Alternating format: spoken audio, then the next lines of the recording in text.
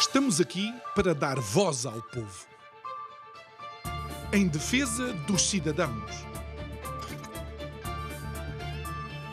pela dignidade humana.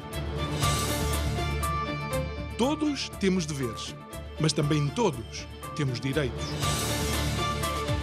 Será que existe justiça?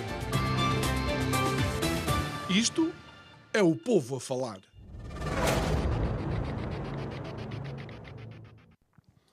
O desempenho económico português tem sido insuficiente, para não dizer mesmo medíocre, especialmente nas últimas 2 décadas, desde os baixos salários até a cada vez menor convergência do nosso poder de compra para com os nossos parceiros europeus, o déficit da balança comercial, enfim, um sem número de outros fatores que eu poderia ficar aqui a mencionar. Mas a semana passada ficámos a saber que agora é que vai ser. Agora é que Portugal vai recuperar economicamente, uma vez que o nosso crescimento económico em 2022 foi de 6,7%. Pasme-se, o maior crescimento desde 1987. Boa noite. Meu nome é João Nuno Pinto e isto é o Povo a Falar. Estou consigo de segunda a sexta-feira, neste mesmo horário, emissão em simultâneo, Curiacos TV e Rádio Vida 97.1. E o tema deste mês, Heróis do Mar? Pergunta, pobre povo?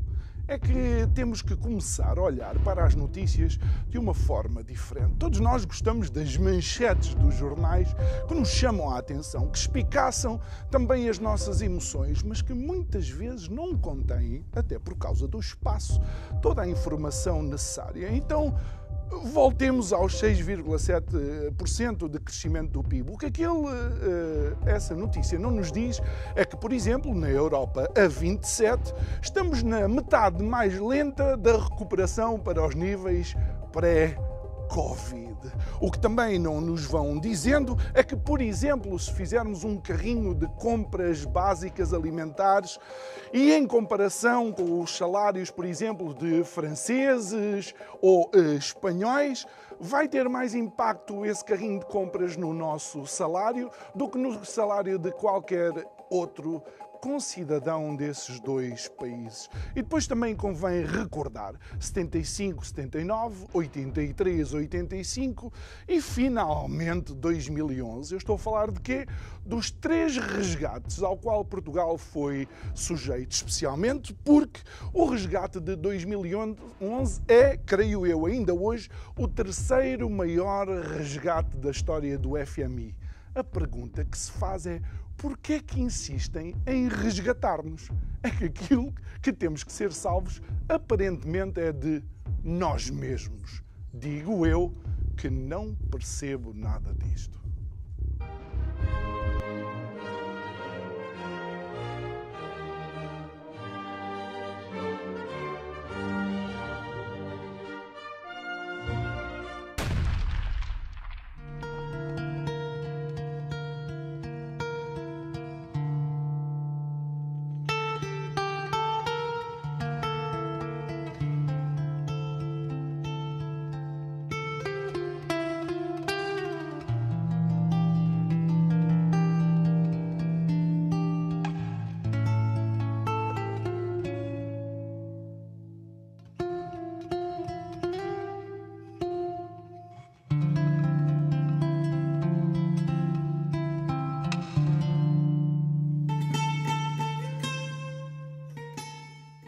E porquê é que escolhemos este tema? É porque, precisamente, segundo a história, foi em fevereiro de um ano, que eu agora não me estou a recordar, que foi ouvido pela primeira vez o hino nacional num evento público em Portugal.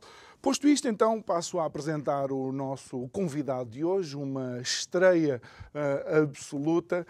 Ele é cofundador da empresa Closer, de consultoria e ciência de dados. É também físico, professor e investigador João Pires da Cruz. Muito boa noite. Obrigado por estar aqui connosco. Sei que foi também Foi necessário aqui agilizar a agenda porque tivemos que fazer este convite já quase na última hora. Obrigado pela sua disposição, ou disponibilidade, aliás, para estar aqui connosco.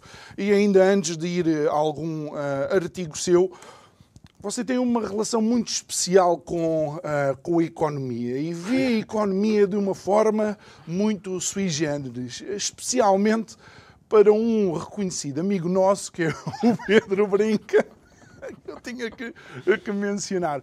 Pode-nos falar um pouco dessa forma de ver a economia? Ora bem, primeiro, muito obrigado pelo convite. Não tem problema nenhum ter sido à última da hora, eu adoro fazer estas coisas.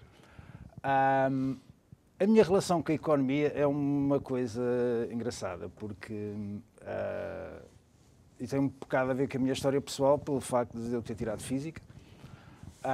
Numa altura, em 1980 e qualquer coisa, portanto, no Pliocénico Superior,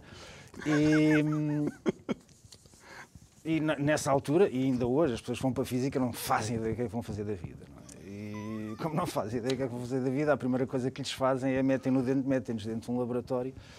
E comigo teve aquela coisa fantástica de entrar num laboratório e dizer: eu detesto isto. Então foi um começo em grande. Foi um começo em grande. Ainda trabalhei na indústria militar durante uns tempos, mas depois houve uma altura em que, dentro da economia portuguesa, começaram a surgir duas indústrias. Uma era das tecnologias de informação e a outra a banca de investimento, e acabei por fazer as duas coisas ao mesmo tempo, num banco de investimento, e aí nasceu esta paixão por tudo o que era economia e finanças.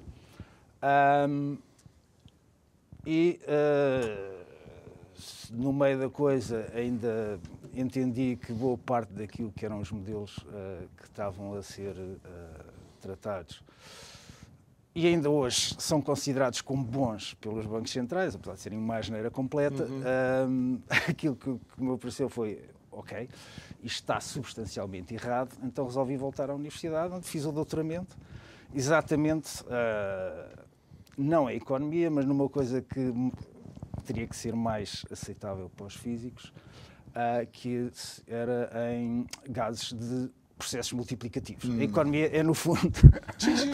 é, no fundo... Eu recordo-me perfeitamente de um filme que é, por assim dizer,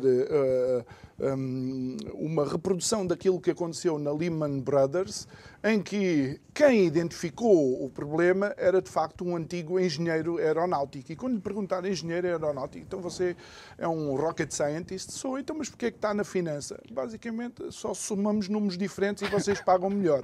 É um bocado... basicamente assim. A história é essa, sim. É um bocado assim. Basicamente a história é essa. Apesar dos modelos que estão errados também terem sido tirados da física. Agora, e é isso que portanto, eu, por exemplo, aquilo que ensino na universidade é como é que estes modelos foram parar à economia, às finanças, e explicar-lhes um bocado de onde é que eles falham e onde é que podem falhar e o que é feito de novo, que é também a investigação que eu faço, aquilo que é feito de novo para ultrapassar essas coisas, essas limitações, porque economia, como quase tudo aquilo que... Agora vou meter aqui um bocado de física ao barulho para as coisas ficarem... Depois eu tento desconstruir. Então, que é... o nosso cérebro foi feito para entender coisas que são independentes entre si. Portanto, aquilo que os nossos olhos veem, à partida, são coisas que são independentes entre si e isso só acontece, essa configuração em que as coisas são independentes entre si, se nós estivermos em coisas que não estão sempre a crescer. Okay? Portanto, o nosso cérebro foi feito para entender o mundo onde nós ser Homo sapiens, nascemos, que era uma selva e precisávamos era fugir ao leão e arranjar comida. Portanto, era isso que nós precisávamos de fazer. E o nosso cérebro, tal como o nosso cérebro, 2.500 anos de matemática, foram construídos nesse pressuposto que é... Um modelo estagnado. O mundo é aquilo. Porque nós vivemos num ponto tão pequeno do universo. O universo também é uma coisa que está em inflação. Mas nós, como vivemos num ponto tão pequenino do universo, para nós é como se estivesse parado, está bom, e o nosso cérebro entende perfeitamente isso. Já o mundo que nós construímos não é assim. Ora, o mundo que nós construímos, como a economia, é uma coisa que está sempre em inflação e está em inflação Porquê? Porque a inflação decorre do facto de nós estarmos a trocar coisas uns com os outros. Portanto, é que a economia não é uma coisa que se passa entre nós, é uma coisa que não se passa em nós, passa-se entre nós. E o nosso cérebro já se perdeu. Okay? Nós não conseguimos ver a gravidade. Nós só conseguimos ver o efeito da gravidade. Nós não conseguimos ver a economia, só conseguimos ver o efeito da economia. Nós não conseguimos ver coisas tão... Eu também descobri durante o Covid que a genética trata-se também assim, muitas dos erros que eu ouvi aos médicos dizer na televisão vinham exatamente do facto há modelos estanques e que, no fundo, há um viés cognitivo. Nós começamos... Nós procuramos a resposta que queremos em vez de deixarmos que as respostas... Não, é um bocado a resposta para a qual o nosso cérebro foi treinado e a matemática que nós aprendemos foi para isso. Não é? Quando vê economistas, mesmo os melhores, como o Pedro Brinca, a falar... Ainda bem que vocês são do mesmo clube, senão não, ele é obviamente um dos nomes grandes da economia portuguesa, não é preciso estar aqui assim a elogiá-lo mais, já chega. Mas muito daquilo que é feito, por exemplo, em termos estatísticos, uma das primeiras coisas que colapsa num sistema inflacionário é exatamente... É a primeira matemática e depois a estatística. E, portanto, quando os economistas tomam decisões com base em estatística, tipicamente a coisa vai resvalar porque essa não é a resposta. Aquele sistema não está preparado para aquilo que eles normalmente fazem, okay? Que é retirar números e começar a tirar conclusões a partir daí. Na realidade, quando se tiram números, o que eles estão a fazer é uma projeção sobre um espaço que o nosso cérebro entende. E essa projeção não pode ser direta, é uma coisa mais complicada. E ainda não se sabe como se faz. Atenção, mas ainda assim, João, se transpusermos alguns modelos da física para a economia, a física pelo menos tem algumas coisas que são constantes. Mas esse é o problema, não é? Exatamente, porque esses modelos da física são baseados naquilo que são os invariantes, não é? Portanto, uma das coisas, todos, por exemplo, os processos que se usam nos instrumentos financeiros para valorizar instrumentos financeiros é no pressuposto que há a chamada simetria no tempo, uma invariância no tempo. E então, o que é que significa esta invariância no tempo? A minha história é aquilo que vai passar no futuro. Okay. E nós intuitivamente sabemos, isso é mentira. Certo? Aliás, porque os heróis do mar já não somos assim, somos um pobre povo e não heróis do mar.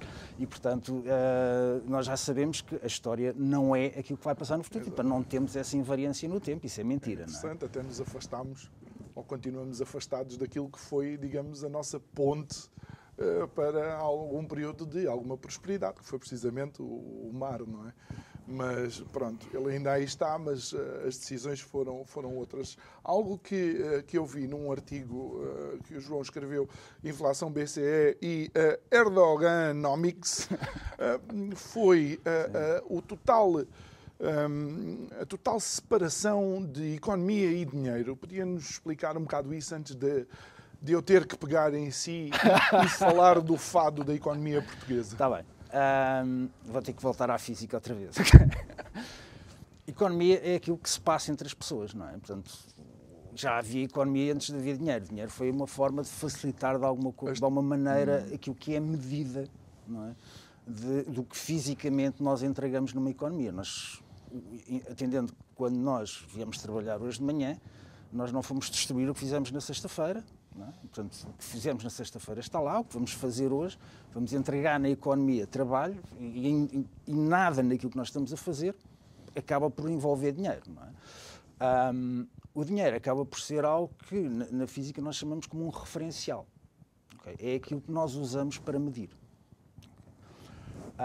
Também usamos, depois na prática também usamos para trocar, mas porquê? Porque o usamos para medir. Portanto, nós usamos o dinheiro para medir trabalho económico, não é? E quando nos dão dinheiro pelo nosso trabalho económico, aquilo que nós vamos fazer é, vamos usar esse dinheiro para comprar trabalho económico de alguém, não é?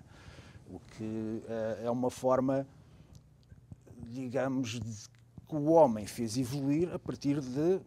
Repara, os chimpanzés também têm sociedades, só que não têm uma sociedade... O tipo de recompensa é diferente. E não só, eles têm sempre as mesmas necessidades, não é? Comida, reprodução, segurança, e acaba. Portanto, satisfeitas as necessidades, acaba a economia deles. Não é? A economia, entre aspas, que eles têm a cooperação. Não é?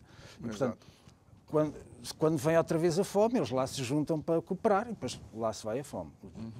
O ser humano tem fome, quer segurança, quer um iPad, quer ir de férias e quer... Portanto, o ser humano está sempre a querer novas coisas. Portanto, deve ter ali um glitch genético na nossa evolução que estragou este mecanismo de controle. Então, nós não temos este mecanismo de controle, nós queremos sempre mais coisas. Sim, força. E o dinheiro tem um problema no meio disto tudo. É que nós, quando imprimimos uma nota, e não precisamos sequer de ter de dinheiro, aliás, nem convém que o dinheiro valha alguma coisa, não é? Quanto menos trabalho económico nós pusermos no dinheiro, melhor, porque aquilo é só um referencial. Exatamente. Não é? Nós espetamos um número naquilo. Petamos uma nota, pum, nota de 10 euros, metemos lá um 10. Ok.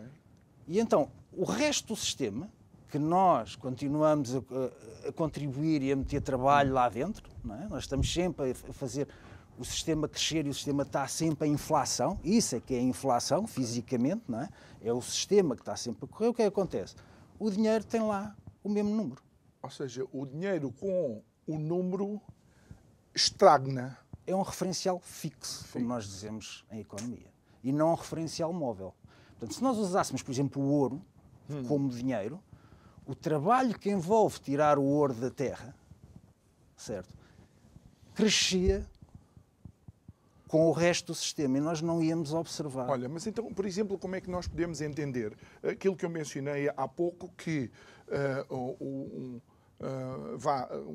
50 euros de compras de alimentos básicos, compra mais em Espanha e em França do que em Portugal, e, no entanto, Espanha e França têm salários maiores.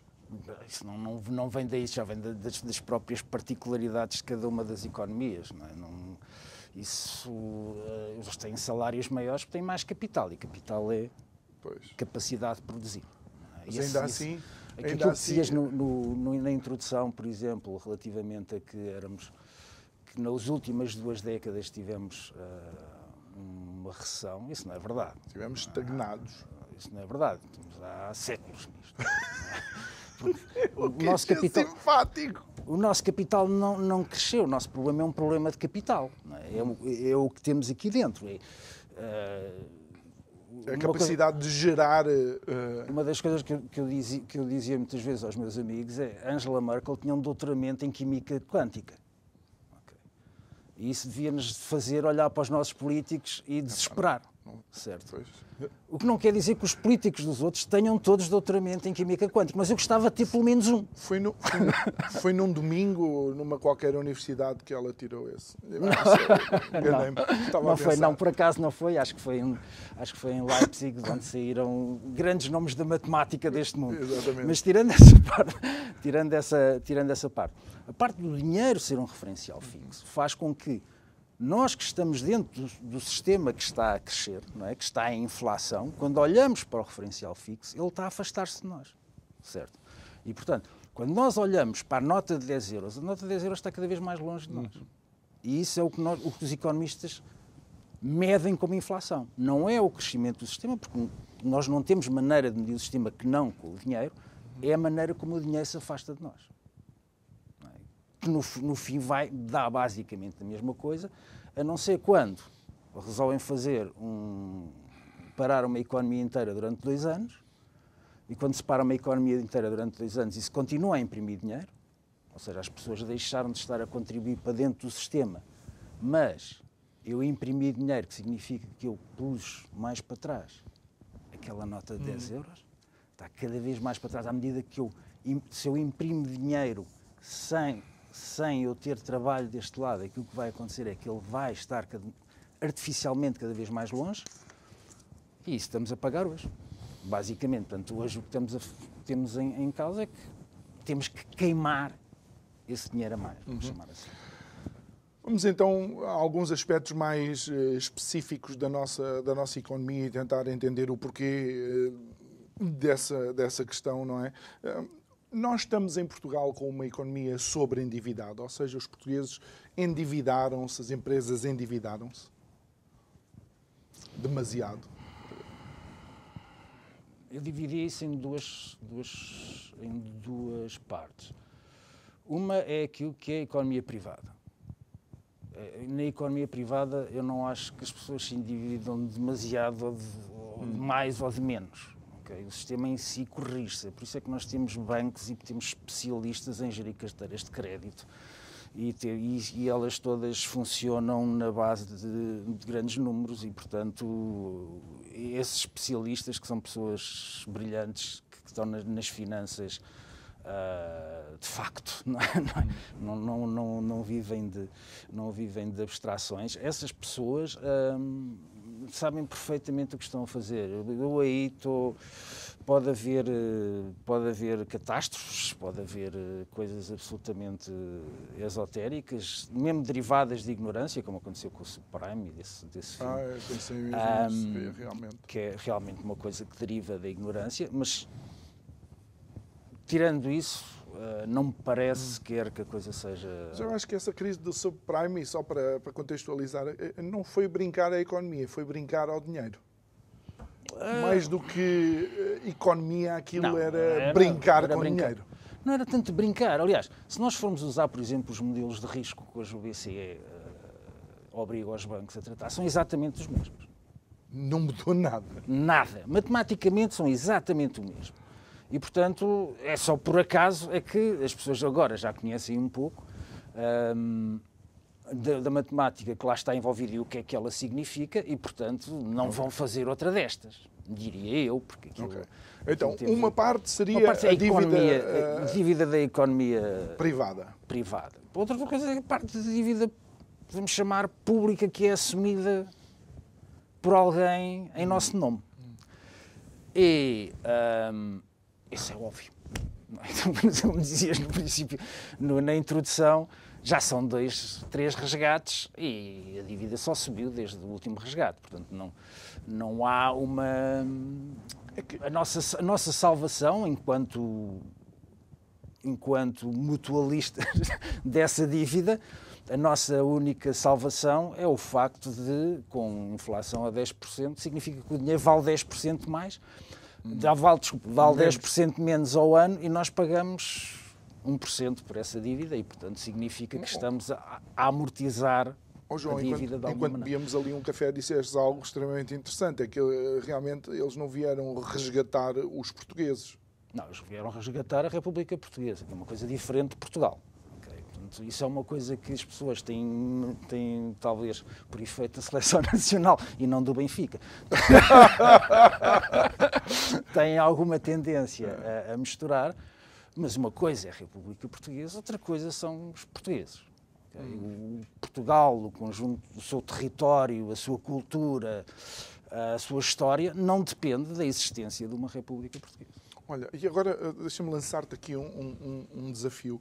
Há quem diga que, de facto, há uma ilusão da alavanca que o Estado pode ser para a economia. Mas se olharmos para um país que nos cria todo o tipo de, talvez, sentimentos dúbios, um país como a China, um país onde o Estado é altamente interventivo, mas nos últimos anos o crescimento económico da China é quase um case study. Mas interventivo em que sentido? Aí é que está a coisa. É por isso que convidamos um físico para nos... O Estado chinês não adquiriu a Apple, por exemplo, a criação da Foxconn, ou Foxconn, como se chama a empresa que produz a maior parte do equipamento da Apple. Não nacionalizou. Não nacionalizou, nem tal como uma pessoa que eu gosto, porque tem a minha idade quando criou aquela empresa, a Huawei. Portanto, eles são interventivos quando isso lhes afeta, digamos, a linha política deles, mas no resto são muito pouco interventivos. Não é? A questão da alavancagem, eles compreendem exatamente onde é que um Estado deve estar em termos de alavancagem económica. E onde o Estado deve estar em termos de alavancagem económica é naquilo que é o monopólio da violência, vamos chamar assim, portanto, a polícia, a justiça, isso não pode, obviamente não poderia ser privado, e aquilo que é a educação e a saúde, que é, digamos, a proteção dos cidadãos que hão de ser. Okay? Portanto, e nesse aspecto, e aí, na minha opinião, devia fechar aquilo que é a intervenção económica. Há, obviamente, uma estrada ou outra para se fazer, mas eu nem vejo, mesmo, por exemplo, ao nível de Portugal, nem vejo porque é que isso envolve a República Portuguesa e não envolve os municípios, por exemplo. Não são os próprios municípios que se organizam para construir uma estrada e recolher os impostos para isso. Portanto, eu não vejo que existisse essa necessidade. Aliás, os 42 mil milhões de euros que apareceram no saldo da dívida pública depois da Troika chegar, vieram das estradas e que estavam algures. Era dívida que estava alguns parqueada num sítio que não se sabia.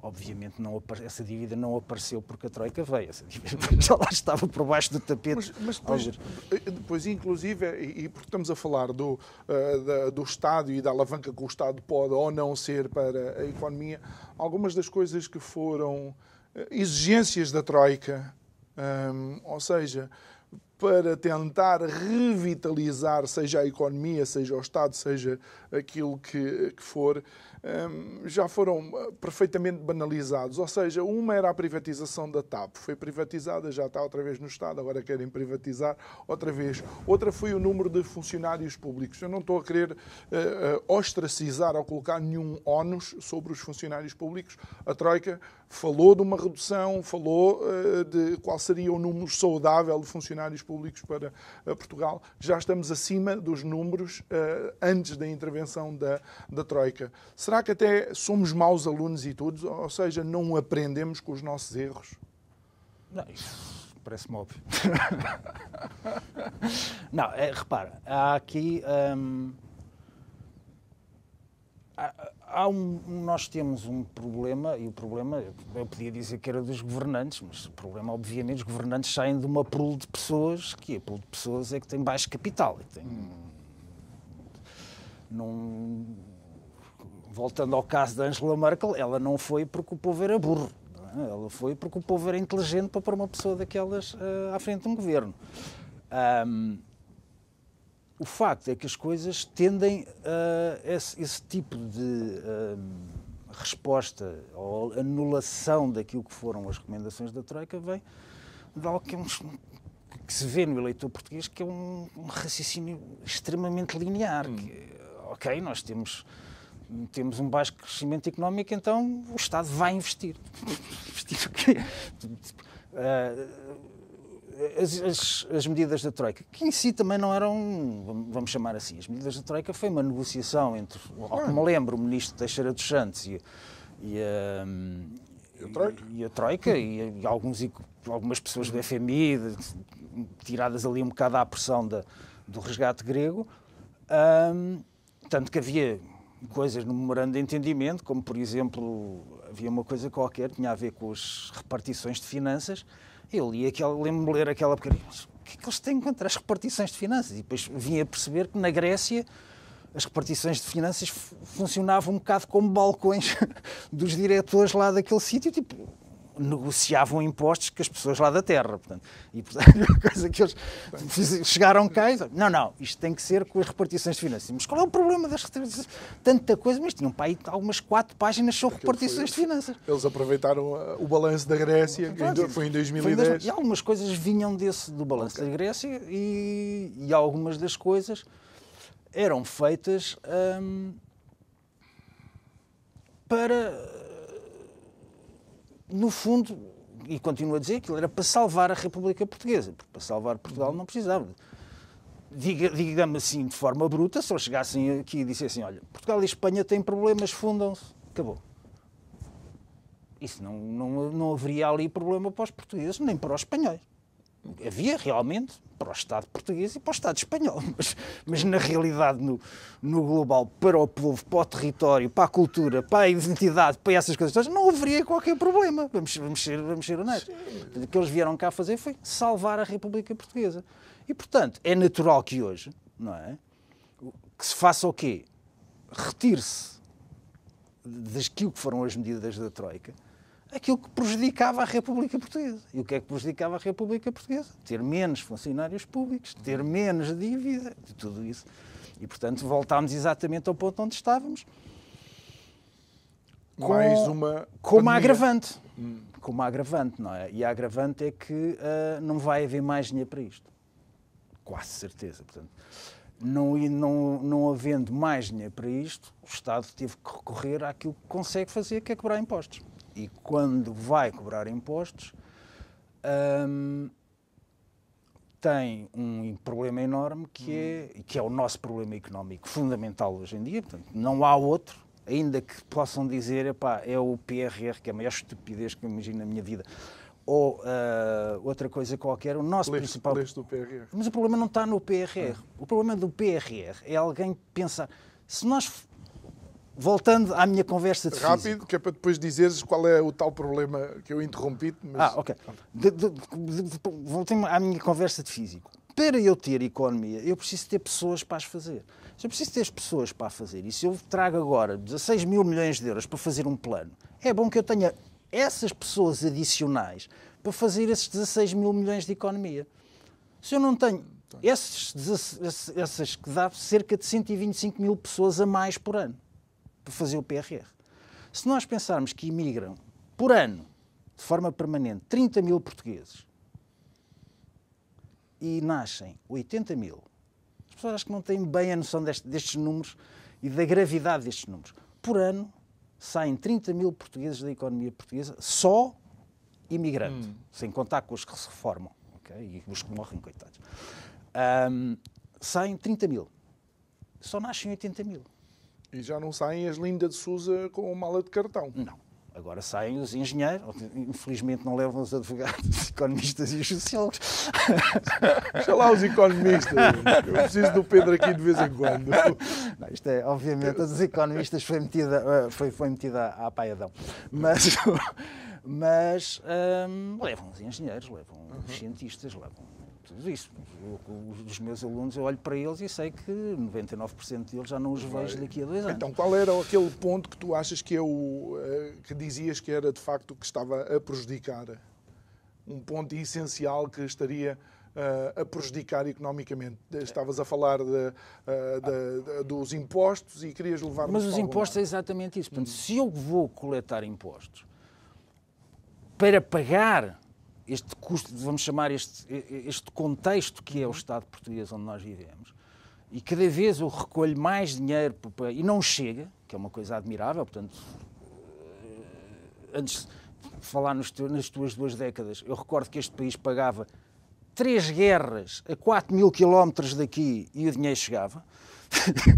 Agora, nem um tanque nós conseguimos mandar para a Ucrânia, coitados. Portanto, e o dinheiro não chega, não é? Portanto, este custo de contexto, que é contexto, isto é só contexto. Nós, se tivéssemos outro contexto, éramos Portugal na mesma, não é? E, portanto, este custo adicional que nós temos, o que é que vai fazer? Vai fazer com que estes meus alunos que estão ali à minha frente não percebam que se mexerem 250 ou 1000 quilómetros para o lado, vão ter uma vida muito melhor. Não é preciso muito mais. Portanto, se eles pensarem, então, mas se eu for para ali, como estavas a dizer, então, mas com um ordenado mínimo como o dos espanhóis ou dos franceses ou dos alemães, eu compro as mesmas coisas. E só para contextualizar aquilo que tu disseste, a semana passada saiu um índice de competitividade fiscal com uma análise a 38 países. Portugal é o 36º. Portanto, é o terceiro a contar do fim. Mas repara, isso não é para todos. Fiscal. E o engraçado, ainda mais, à conta desse, vamos novamente pelo raciocínio linear que está subjacente a estas coisas, não é para todos. Se eu for trabalhar para os Estados Unidos e voltar daqui a 5 anos, eu levo uma flat tax de 10%. Eu se vier dos Estados Unidos para trabalhar aqui e comprar uma casa de já não sei de quantos mil euros, eu tenho um Golden Visa e pago 10% de impostos sobre tudo. Portanto, na verdade, o que este raciocínio linear me está a dizer a mim é: sai daqui que eu preciso do espaço. A República Portuguesa precisa do espaço que vocês portugueses estão aqui a ocupar. Que é para ir buscar aqueles que até pagam menos impostos. Acabam por... Não sei, aquilo que me estão a dizer é, sai daqui que... Para que é que tu vais estar aqui a pagar 50% de impostos ou 60% de impostos, se acumularmos IVAs e... Porque IVA também é sobre o trabalho, as pessoas também não esquecem-se que o IVA também é sobre o trabalho. Portanto, estão aqui a pagar segurança social e impostos, e IRS e IVAs e tudo aqui acumulado. O que estão a dizer aos meus filhos, aos teus filhos, aos filhos dos portugueses todos é, arranja uma educação, aquela que for, os alemães estão aflitinhos para te ter lá, vai para a Alemanha. É isso que eles estão a dizer. E, portanto, obviamente, eles que são muito mais inteligentes do que eu fui, e eu olho para os meus alunos e só penso, quem me dera ser tão esperto como eles são nesta altura, são tão melhores do que eu era, para dizer, e eles pegam e são espertos e vão. Olha, João, e recordo, estamos a falar com o professor e investigador João Pires da Cruz, isto para os nossos ouvintes da Rádio Vida. Algo que também nós mencionámos, e é uma pequena volta atrás, porque eu gostava de entender a tua opinião, é o papel dos reguladores. Há muita gente, e com o aparecimento de um determinado partido político, a Iniciativa Liberal, e menciono isto por causa da forma como se tem falado de economia ultimamente, ou apresentado a economia, há muita tendência de dizer o Estado sai da frente, queremos o Estado, tirem o Estado da frente, a economia vai melhorar e tal, e não sei quantos. Mas, cada vez que eu me lembro de 2008 e, de facto, aquele problema dos subprime, uma das coisas que se identificou a posteriori é que o regulador estava completamente também instrumentalizado. Inclusive as próprias empresas de rating estavam completamente instrumentalizadas. Não achas que temos que encontrar aqui talvez um equilíbrio? Menos Estado não significa eu ter que deixar alguém em Lisboa vender a Torre Eiffel a um qualquer incauto que queira comprar? Não, e aliás, outro dia estava a ver que em tempos nos Estados Unidos vendia-se leite com um produto químico qualquer, porque a segurança alimentar é uma coisa relativamente recente na história da humanidade e vendia-se leite com um conservante qualquer que matava as pessoas e vendia-se serradura como pimenta. Portanto, não é verdade, não é, que não exista um regulador, que a não existência de regulação possa permitir economicamente um desenvolvimento. Ou que signifique desenvolvimento económico, exatamente. Claro. Não é verdade. Portanto, na realidade das pessoas, a economia é a liberdade económica, mas a liberdade económica vive de segurança, do facto de podermos sair à rua e não levarmos um tiro, tudo isso, e portanto...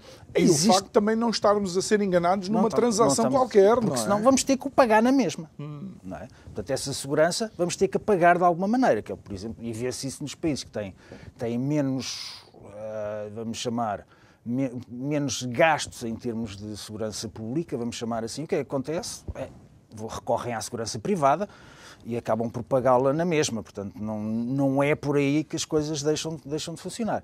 A questão do subprime é uma questão muito mais de ignorância, na altura, do que propriamente de má-fé, vamos chamar assim. Portanto, na realidade, esta visão de pensar as coisas...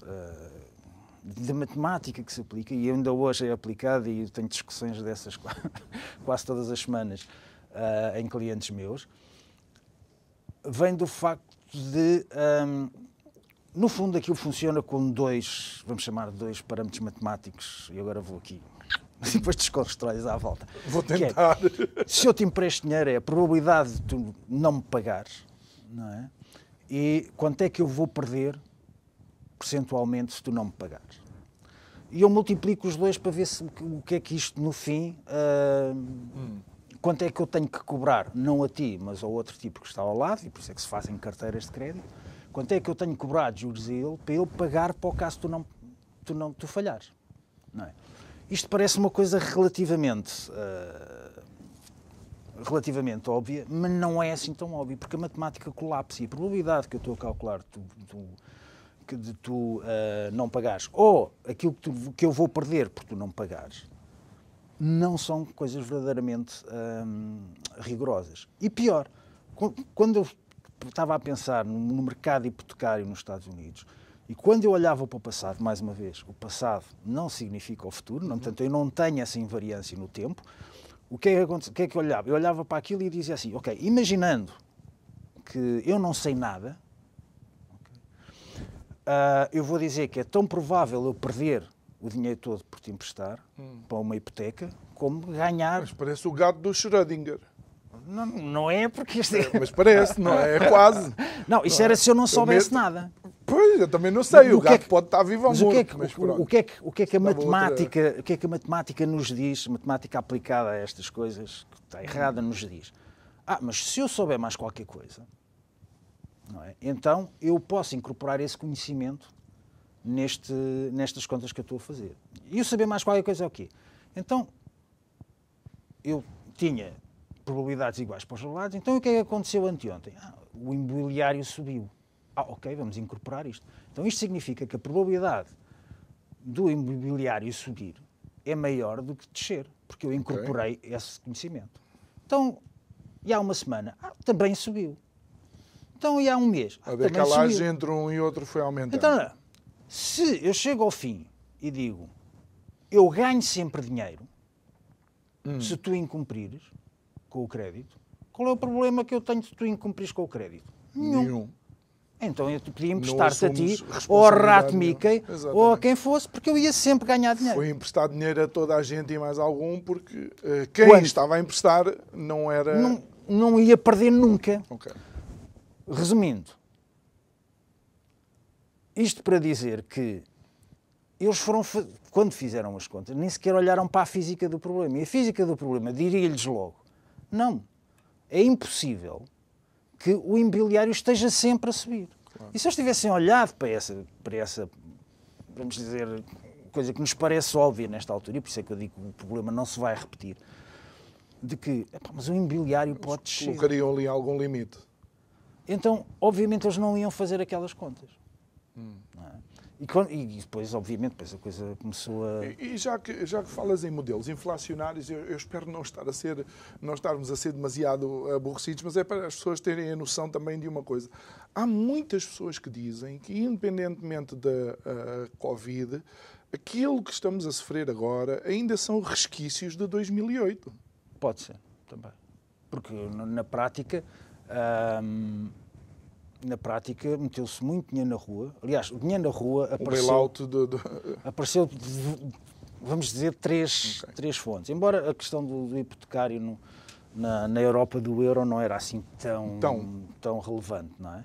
Mas foi o dinheiro que se pôs por causa da crise do subprime, o dinheiro que se pôs por causa de Portugal, Espanha, Grécia, Irlanda, Islândia, etc., e o dinheiro que depois se pôs com o Covid, que foi muito maior que essas coisas todas. E, portanto, mas na realidade, se nós tivéssemos, e eu não sei fazer essas contas, porque não tenho dados para fazer essas contas, mas se nós tivéssemos junto as economias todas do mundo, porque elas estão todas entangled, elas estão todas entrelaçadas, nós teríamos observado inflação, sim.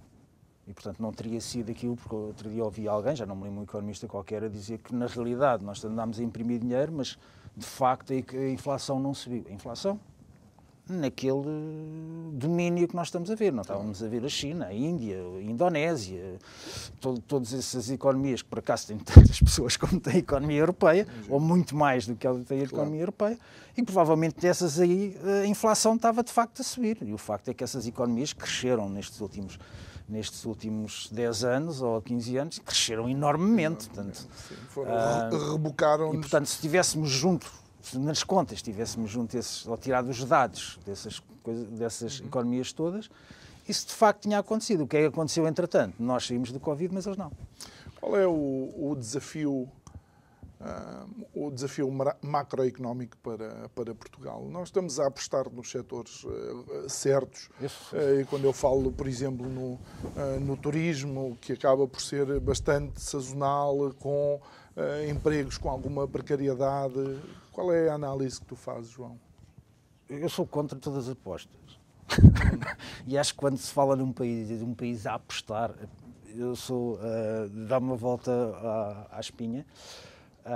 Até porque eu lembro-me de uma altura, quando saiu o relatório Portas, já aqui assim há uns anos, pelo menos as conclusões que as pessoas tiraram dela, já me disseram que o relatório não seria exatamente isso, mas as conclusões que os jornais tiraram cá para fora é que nós devíamos apostar no azeite, no vinho e no turismo, e passados 2 anos a principal indústria exportadora portuguesa eram semicondutores. O que demonstra um bocado o que é que a aposta vale. A aposta não... quando ouço alguém, a aposta... As pessoas reagem àquilo que as outras pessoas querem, não é? Mas que, de facto, quando colocamos as coisas de tal forma... E agora vamos falar de turismo um bocado, não é só as pessoas que vêm cá de férias, são os nómadas digitais, as pessoas que vêm para cá porque a vida é melhor, as pessoas que fizeram de Lisboa uma das cidades mais caras da Europa, curiosamente, um fenómeno semelhante àquele que aconteceu em Luanda, por exemplo, quando estávamos a falar há bocado. E deve-se haver algum paralelismo aí, mas... esse tipo de coisa acontece porque é vantajoso para as pessoas e as pessoas acabam por fazer. Portanto, não me interessa agora dizer assim, agora vou apostar em semicondutores novamente. As pessoas que vêm cá comprar sol, praia e segurança, para que é que o Estado vai investir nisso? Porque não é o sol, nem a praia já lá está, o sol também, não é? O Estado não se vai pôr a construir casas de certeza. Portanto, isso não faz sentido. Portanto, não há nada para apostar no turismo, digamos assim.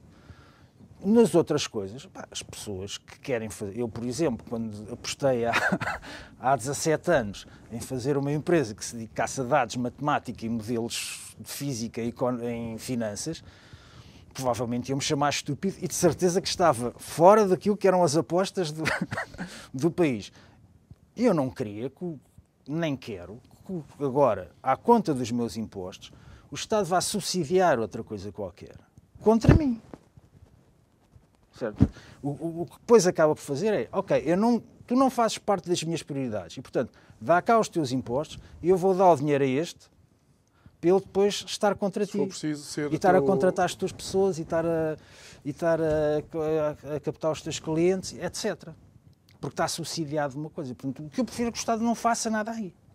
Eu concordo que não se pode andar a vender pimenta, serradura como se fosse pimenta, concordo perfeitamente e não tenho nada contra isso.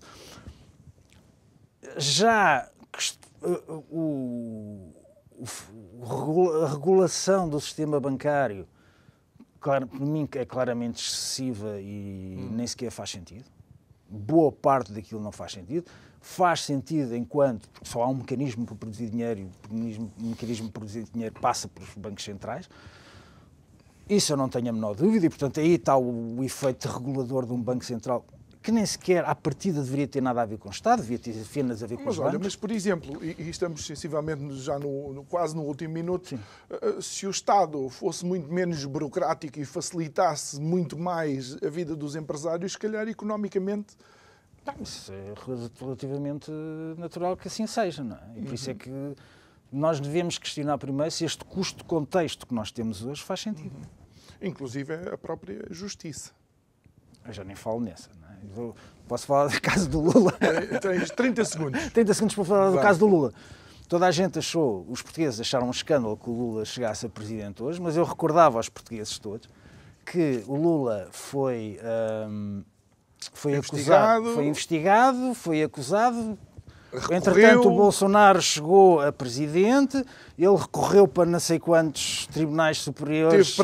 Teve preso, saiu preso, houve eleições, é presidente e o Sócrates ainda não foi sequer julgado. Muito bem.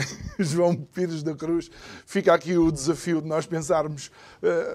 Não foi o Einstein que disse que o tempo é relativo? Pois, o tempo entre Brasil e Portugal, Sócrates e o Lula também é relativo. Obrigado por ter estado connosco. Obrigado a si também que nos acompanhou neste Isto é o Povo a Falar de segunda-feira, pontapé de saída para mais uma semana de conversas. Conto consigo amanhã, à mesma hora. Uma muito boa noite e até amanhã.